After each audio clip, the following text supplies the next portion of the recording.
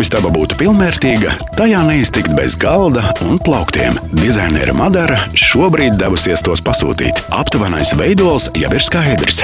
Tagad tikai jāsaskaņo izmēri un jāizvēlas materiāli.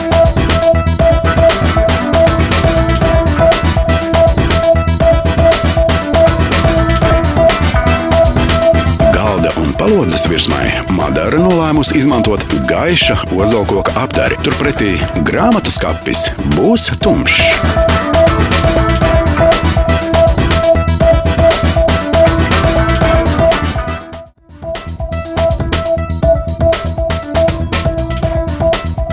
Tagad ķeramies klāt mēbeļu uzstādīšanai. Gar visu šo sienu veidojam plašu galda virsmu, bet apakšā izvietojam plauktus.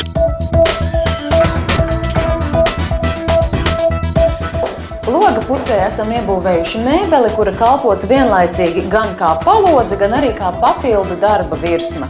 Tā ir gaiša ozola apdare, un tā ir pietiekami masīva, izturīga, kā arī viegli kopjama. Tā kā apakšā ir paslēpies radiators, tad šeit ir restītes, lai nāktu siltums. Galdam abos galos vēl ir arī plaukti, kur saimnieki par rokai varēs nolikt nepieciešamos dokumentus un grāmatas.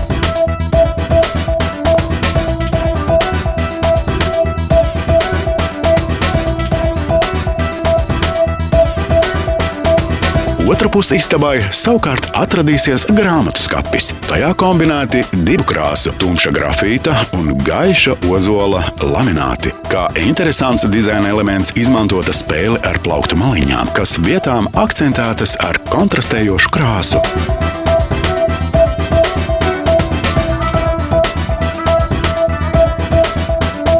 Šī ir lasošā ģimene, tāpēc gar visu kabineta sienu esam izbūvējuši milzīgu grāmatu skapi. Konstrukcija ir veidota tā, lai daļai no plauktiņiem ērti varētu mainīt augstumu atbilstoši grāmatu izmēriem. Plauktu sieniņās ir arī paredzētas vietas pārējiem stiprinājumiem. Savukārt, lūk, šeit apakšā esam paslēpuši pārējos plauktiņus. Ja atceraties, mēs solījām skapi ar odziņu, un tā slēpjas šeit. Viena no sekcijām ir ne tikai pārvietojama, bet kalpo arī kā slēdzamas durvis. Slēdzene paslēpta šeit.